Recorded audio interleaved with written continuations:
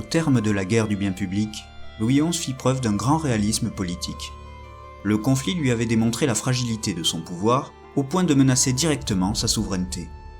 Certes, le traité arraché par les grands du royaume lui avait coûté la Normandie, mais pas sa couronne. L'essentiel était donc sauf. Louis XI avait encore les moyens de regagner le terrain perdu, et il en avait fermement l'intention. Éprouvé par les tourments qu'il avait endurés, le roi de France ne put trouver le repos pendant plusieurs mois. Trahi par tous ceux en qui il avait eu foi, Louis commençait à se méfier de tout le monde, quoiqu'il observât que le petit peuple ne l'avait pas abandonné face à l'adversité, contrairement aux notables. Ainsi privé de sa province la plus riche, Louis XI n'avait plus qu'une ambition, recouvrer la Normandie. Or, au terme des traités signés en octobre 1465, la coalition princière devait se reconstituer contre le roi en cas d'agression. L'intervention armée semblait donc compromise, mais c'était compté sans l'ingéniosité de Louis XI. Diviser les grands seigneurs, en effet, avait bien servi le roi par le passé. En exploitant leurs divergences d'intérêts, il était parvenu à dissoudre la coalition en écartant un à un les membres les plus puissants. De même, pour reconquérir la Normandie, il fallait que les principaux meneurs de la Ligue du bien public puissent trouver leur intérêt, en théorie du moins. C'est pourquoi le roi Louis, dès novembre 1465, avait soumis à Charles le Téméraire, comte de Charolais et futur duc de Bourgogne, une proposition alléchante. Un projet de mariage avec sa propre fille, Anne de France. Intention flatteuse aux yeux de Charles de Bourgogne, mais d'autant plus intéressante qu'elle était assortie d'une dot fort généreuse de 120 000 écus, gagés sur la Champagne. Ce dernier point attisa particulièrement l'appétit du futur duc. L'État bourguignon, en effet, était vulnérable du fait de sa discontinuité géographique. Or, la Champagne permettrait d'assurer la jonction entre tous les pays du Grand-Duc d'Occident. De fait, il s'agissait d'une province stratégique, convoitée de longue date par la maison de Bourgogne, en vue de réaliser l'unité territoriale de ses domaines. Plus séduisante encore, une clause singulière avait également été incluse par Louis XI dans la convention de mariage promise à son cousin Charles. Elle stipulait en effet que la Champagne reviendrait à la Bourgogne quoi qu'il en soit, si la Normandie venait à réintégrer le domaine royal. Par conséquent, en agitant le mirage de l'unité bourguignonne, Louis XI gagnait à sa cause Charles de Charolais. En promettant la Champagne contre la Normandie, il alignait les intérêts de la Bourgogne sur ceux du roi de France. Ainsi Louis XI parvint-il à neutraliser la Bourgogne, laquelle percevait désormais le recouvrement de la Normandie comme favorable à ses intérêts. Cette juste précaution n'était cependant pas suffisante. Le roi ne pouvait pas envahir la Normandie sans justification, sous peine de raviver les haines des princes. Il lui fallait un bon prétexte. Or, analysant froidement la situation, le souverain devina que, bientôt, une opportunité se manifesterait. Et pour cause. Se fiant à son instinct politique, désormais très sûr, Louis XI ne tarda pas à percevoir que deux forces contradictoires pesaient sur son frère Charles en Normandie. D'une part, Charles de France, nouveau duc de Normandie, devait composer avec les barons normands, réputés pour leur insubordination, leur rudesse et leur goût de l'indépendance. Compte tenu de son caractère, Charles n'aurait pas la poigne nécessaire pour imposer son autorité à de tels vassaux. D'autre part, Louis XI savait que François II, duc de Bretagne, aspirait à user de Charles de France comme d'une marionnette à son service et que son intention était de réduire le duché de Normandie à l'état de dépendance bretonne. Ainsi, connaissant le tempérament des seigneurs normands, les dissensions qui les opposaient aux Bretons et la volonté dominatrice de François II, le roi de France devina bien vite qu'une grave crise finirait fatalement par éclater en Normandie. Car manifestement Charles de France se retrouverait tôt ou tard entre le marteau et l'enclume. Il suffirait alors à Louis XI de battre le fer tant qu'il est chaud, pour filer la métaphore. Aussi le roi s'arma-t-il de patience dans l'attente des premiers soubresauts. Le 10 novembre 1465, Charles de France arrivait ainsi à Vernon en compagnie de François II. Comme l'avait prévu son frère, Charles fut rapidement confronté aux intrigues de l'aristocratie normande et aux manœuvres du duc de Bretagne. D'un côté, les barons normands, pleins d'espoir, sollicitaient leurs nouveaux seigneurs afin d'obtenir de l'or ou des offices. Mais malheureusement pour eux, les caisses étaient vides, car Louis XI, quelques semaines plus tôt, tandis que Paris était assiégé, s'était rendu en Normandie pour y prélever l'impôt, ne laissant derrière lui pas un sou au nouveau duc. À cette première déconvenue s'ajouta celle, bien plus préjudiciable, de la nomination aux offices. En effet, comme l'avait supposé Louis XI, le duc de Bretagne François II s'immisça largement dans les affaires de la Normandie. Désireux d'en contrôler la politique, il fit placer à tous les offices et bénéfices ses propres fidèles, au grand mécontentement des seigneurs normands. Plus grave encore, le duc de Bretagne souhaitait placer sous sa tutelle les 600 lances de l'armée permanente stationnée en Normandie, en les peuplant d'hommes à sa dévotion. Soumettre les compagnies de l'ordonnance lui permettait en effet d'asseoir sa domination sur les Normands, mais aussi d'accroître sa puissance militaire personnelle dans l'intérêt de la Bretagne. Toutefois, ces manigances quelque peu grossières suscitèrent la crainte et l'exaspération de la noblesse normande, qui se voyait ainsi confisquer les meilleures places. Par ailleurs, les relations entre Bretons et Normands n'étaient guère des plus conviviales par nature. Des rancœurs tenaces opposaient les deux peuples depuis des lustres. François II n'était pas sans savoir les crispations que sa venue suscitait en Normandie. En réalité, le duc de Bretagne craignait qu'une insurrection n'agitât Rouen. Peut-être redoutait-il également de ne point pouvoir manipuler aussi aisément son pion à distance. Quoi qu'il en soit, François II fit tout pour retarder l'entrée de Charles de France dans la capitale de son nouveau duché. Pendant 15 jours, il le garda auprès de lui, plus ou moins contre sa volonté. Les Normands, méfiants à l'égard des Bretons, réclamaient de plus en plus brutalement leur duc qu'ils savaient retenu par François II. Louis XI, de son côté, avait missionné des agents en Normandie, afin que ceux-ci propageassent toutes sortes de rumeurs et de craintes susceptibles d'envenimer la situation. Charles de France lui-même s'inquiétait de la tournure que prenaient les événements. Le 25 novembre 1465, se percevant comme l'impuissant captif du duc de Bretagne, il écrivit à son frère, le roi de France, un véritable appel à l'aide. Pour Louis XI, l'occasion était trop belle. Charles de France, duc de Normandie, requérait instamment l'assistance de son souverain. « Je crois qu'il me faudra reprendre mon duché de Normandie, conclut le roi Goguenard en lisant la lettre au duc de Bourbon. Il me faut aller secourir mon frère. » Entre-temps, les notables de Rouen, s'imaginant que le duc François comptait amener leur seigneur en Bretagne ou le livrer au roi, laissèrent parler leur déplaisir. Nobles et bourgeois prirent les armes et vinrent soustraire manu militari Charles de France à François II. Ils arrachèrent ainsi leur nouveau duc des griffes de son ancien maître, tandis qu'au même moment, l'armée royale se mettait en marche pour la Normandie. Le 1er décembre 1465, Charles de France reçut l'anneau ducal des mains de Thomas Bazin. François II, duc de Bretagne, n'assista pas à la cérémonie. Contraint par des Normands en armes de libérer leur duc, le seigneur breton s'était résigné à se séparer de son pantin. Ce faisant, il lui était désormais impossible de piloter la politique du duché de Normandie, en cela que Charles de France était à présent influencé par les barons normands. En d'autres termes, toute la stratégie de François II en Normandie accoucha d'un épouvantable fiasco. Cette détestable situation incita le duc de Bretagne, aigri, à s'éloigner de Charles de France, lequel n'avait plus aucun intérêt. Il se tourna donc vers Louis XI, dans la mesure où, ne pouvant régir la politique de toute la Normandie, François II pouvait, par une entente avec le roi, tenter d'en soumettre ne serait-ce qu'une partie. Louis XI, voyant là l'occasion d'accélérer la reconquête du duché et d'entamer un rapprochement avec le duc de Bretagne, approuva cette démarche. Il fut donc convenu que les places occidentales de Normandie, notamment Caen, revinssent au domaine royal, tandis que la partie orientale de la Normandie serait placée sous contrôle breton. Dans le même temps, Louis XI envoya Jean de Bourbon en Normandie, avec pour mission de rétablir l'ordre et de faire office de médiateur. Charles de France n'y vit pas d'inconvénient, en cela que le duc de Bourbon était quelques semaines plus tôt l'un des principaux meneurs de la Ligue du bien public. Les Normands le considérèrent donc comme une puissance neutre, digne de confiance. Or, profitant du dépit de Jean de Bourbon au lendemain du conflit, Louis XI l'avait couvert d'or et gratifié de nombreux titres. La maison de Bourbon n'était donc pas neutre, mais entrait en Normandie pour le compte de la couronne. Dupés, les Normands ne se doutaient pas d'un retournement aussi rapide. Ils ouvrirent les portes de leurs villes aux troupes de Bourbon. Ainsi, une à une, les cités d'Évreux, de Vernon et de Louviers tombèrent entre les mains de Louis XI. Le 11 décembre, le roi quittait Orléans à la tête de l'armée principale et entrait en Basse-Normandie.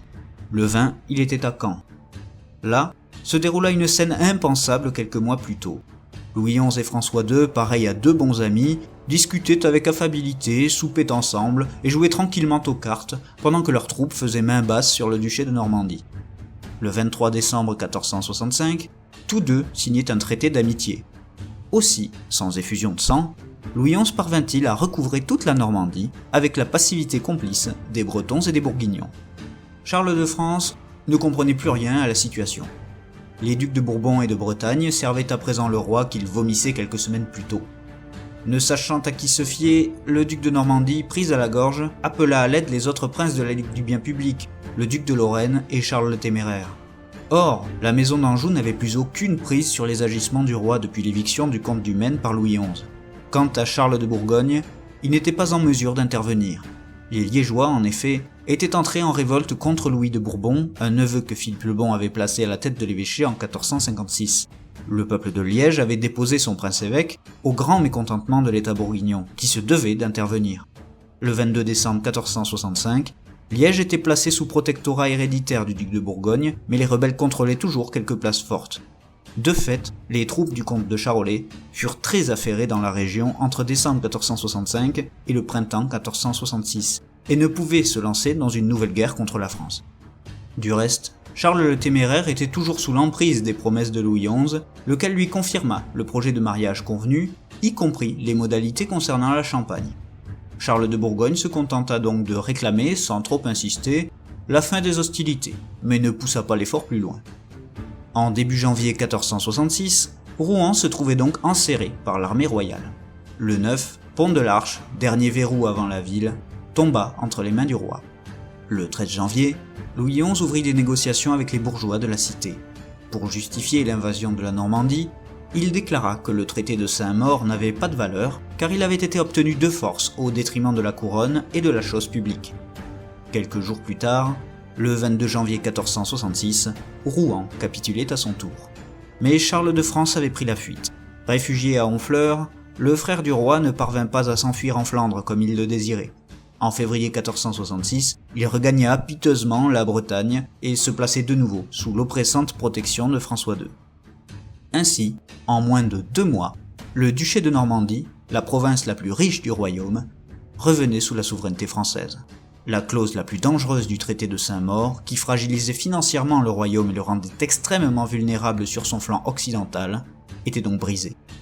De fait, dans cette reconquête, le génie politique de Louis XI fut tout à fait perceptible. D'une part, exploitant les déconvenues du duc de Bourbon, le roi l'avait aisément fait entrer à son service. D'autre part, se faisant passer pour plus faible qu'il n'était, le roi de France avait pu aligner les intérêts des ducs de Bourgogne et de Bretagne sur les siens par la tromperie et la négociation. Il avait ainsi obtenu d'eux une neutralité complaisante. Enfin, en soufflant sur les braises et en attendant patiemment que la situation dégénérât, Louis XI prépara méticuleusement le terrain pour reconquérir son duché en exploitant subtilement les contradictions qui accablaient son frère. Du reste, le duc de Normandie ayant demandé par écrit l'appui de son suzerain, Louis XI pouvait prétendre venir en aide à un vassal ayant sollicité l'assistance de son roi. L'indécision et le désordre firent le reste. Ainsi, pour la première fois, se manifesta la grande force de Louis XI, l'art d'articuler le politique et le militaire. Le roi Louis, en vérité, ne privilégiait pas systématiquement la négociation à la guerre, contrairement à ce qu'en relate la légende. Dans les faits, le roi discernait, selon les rapports de forces et les contingences, la solution la plus efficace et la moins coûteuse pour arriver à ses fins. Ayant lui-même mené des hommes à la bataille, Louis XI savait mesurer le risque. Aussi identifiait-il quand recourir à la force et quand recourir à la ruse. Il privilégiait l'action armée uniquement s'il était certain de l'emporter. Et lorsque la guerre paraissait inévitable, il employait préalablement la ruse afin d'isoler, de fragiliser ou de dérouter ses adversaires pour mieux les frapper. Dans l'affaire de Normandie, toutefois, le succès de Louis XI restait tout de même à relativiser. Certes, l'intervention armée permit au roi de recouvrer la partie la plus riche de la Normandie, ainsi que la vallée de la Seine. Cependant, comme convenu avec François II, la partie occidentale de la Normandie, Caen, Avranches, Vire et Bayeux, restait sous le contrôle du duc de Bretagne.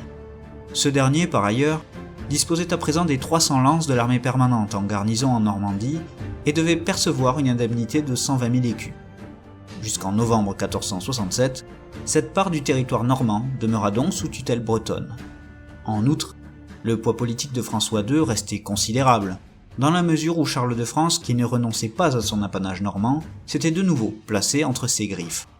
Louis XI tenta vainement de proposer un nouvel apanage à son frère, en Guyenne ou dans le Roussillon, mais les négociations n'aboutirent pas. Néanmoins, la Normandie ralliait de nouveau la bannière aux fleurs de lys. Une fois la Normandie reconquise, Louis XI concentra tous ses efforts sur l'affermissement de la stabilité interne du royaume. Il avait compris que les princes s'étaient constitués en ligue du bien public en réponse à son dédain et à sa politique amplement indifférente à leurs intérêts. Ayant fait l'unanimité contre lui, le roi de France tenait à présent à conserver la couronne. Il devait pour cela ménager les grands par quelques concessions sans porter ombrage à sa souveraineté. En premier lieu, Louis XI décida en février 1466 de remodeler son entourage politique au sein du Conseil du roi, en y associant les grandes familles.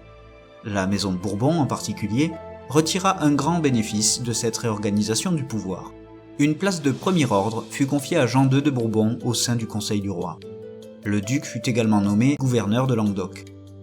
Le roi se lança également dans une politique matrimoniale d'ampleur visant à renforcer les liens personnels l'unissant à ses vassaux. Marié depuis 1446 à une sœur de Louis XI, Jean II reçut enfin la dot de 100 000 écus promise par Charles VII 20 ans plus tôt, mais jamais déboursée.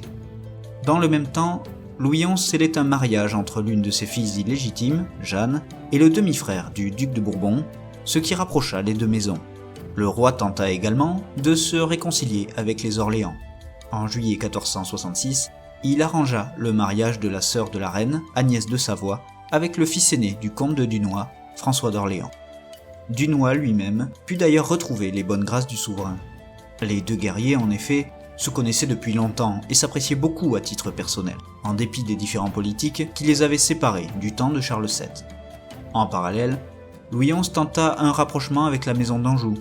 En octobre 1465, il s'était engagé à soutenir le parti de Marguerite d'Anjou en Angleterre et à appuyer Jean de Calabre dans sa reconquête de Naples.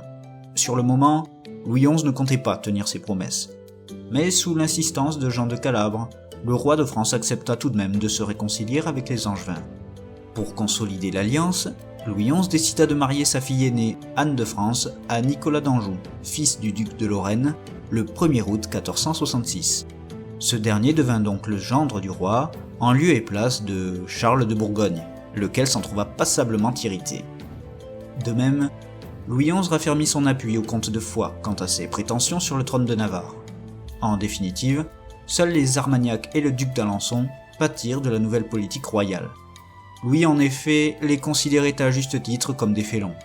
Grands bénéficiaires du régime Louis XIen depuis 1461, les seigneurs d'Armagnac avaient éhontément rallié les coalisés pendant la guerre du bien public. Aussi Louis XI, en réponse à leur trahison, s'employa-t-il à ne donner suite à aucun de ses engagements les concernant. Jean V d'Armagnac désirait le Comminges, le roi le confia au bâtard d'Armagnac. Jacques de Nemours aspirait aux honneurs, il n'obtint ni compagnie d'ordonnance, ni gouvernement. Ce dernier du reste méditait de livrer le Roussillon à son cousin Jean.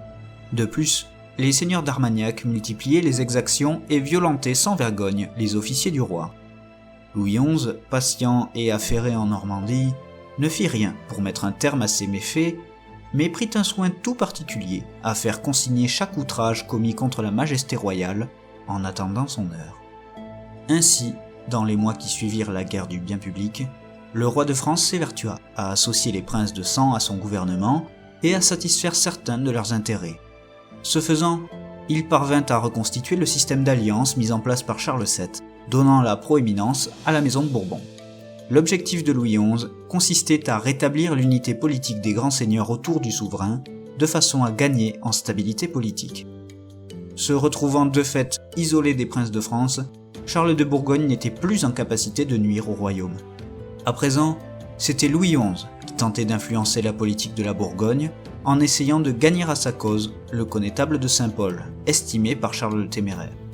En effet, le 1er août 1466, Louis de Luxembourg, comte de Saint-Paul, épousa Marie de Savoie, sœur de la reine. Il devint ainsi le beau-frère du roi, lequel le nomma gouverneur de Normandie. Les honneurs et les confortables gages versés au connétable en firent ainsi le deuxième plus gros bénéficiaire des largesses du roi après le duc de Bourbon. En d'autres termes, Louis XI cherchait à s'attacher le comte de Saint-Paul pour mieux l'influencer. Toutefois, la refonte de l'entourage politique du roi ne se limita pas au seul grand lignage. Louis, en effet, réhabilita les anciens conseillers de Charles VII qui ne demandaient qu'à servir à la couronne de France. Mieux encore, le roi parvint, à force de charme, de flatteries, de pensions et de nominations, à retourner certains serviteurs de son père jusque-là exilés en vue d'en faire ses propres agents auprès de ses adversaires. Ce fut notamment le cas de Tanguy du Châtel et d'Antoine de Chabannes. Ce dernier se réconcilia avec Louis XI dès janvier 1466. Au lendemain de la guerre du bien public, Louis XI avait enfin achevé sa période de maturation politique. Le siège de Paris et les négociations de paix avaient, il est vrai, laissé voir un souverain bien plus habile qu'autrefois. En outre, l'audacieuse reconquête de la Normandie, effectuée moins de 2 mois après sa concession, était l'œuvre d'un remarquable stratège. Contrairement à la politique agressive, empressée et presque obscène qu'il menait en début de règne, Louis XI fit d'abord montre à l'hiver 1465 d'une profonde retenue. Loin de chercher à s'agiter, il prit le temps d'évaluer posément la situation en Normandie, de façon à mieux identifier les failles de ses adversaires. Dans le même temps, avec un soin tout particulier, le roi s'employa à aligner les intérêts des grands seigneurs sur ceux de la couronne. Par toutes sortes de promesses, de mariages, de nominations et de libéralités, Louis XI parvint ainsi à rendre désirable à bien des princes le retour de la Normandie au domaine royal. Puis, avec tout autant de patience et de subtilité, le roi de France se contenta d'attendre les opportunités puis de les saisir au moment propice. Le duché de Normandie fut ainsi repris dans la douceur, avec la complaisance muette de ceux qui l'avaient pourtant façonné. Ainsi, la clause la plus dangereuse arrachée au roi lors du traité de Saint-Maur s'en trouvait de fait éliminée. Prenant ensuite exemple sur son père Charles VII, Louis prit le contre-pied de la désastreuse politique menée depuis 1461. Ayant vu où son entêtement l'avait mené, Louis XI prit acte du fait qu'il fallait ménager les grands dans une certaine mesure en vue de préserver la stabilité politique du royaume. Au printemps 1466, il réorganisa donc le conseil du roi presque à l'identique de ce qu'il était avant la mort de son père, rendant aux princes du sang les fonctions qui convenaient à leur rang. En joignant ainsi les grands seigneurs à son pouvoir, Louis XI ne sabordait pas sa souveraineté, mais au contraire reconstituait l'unité du royaume autour de lui. La couronne s'en trouvait donc renforcée dans son autorité, et la France dans sa puissance. Ayant ainsi recouvré sa plus riche province et refondé l'exercice de sa souveraineté, le roi de France pouvait à présent tourner son regard vers ses frontières, où de nouveaux périls menaçaient son royaume.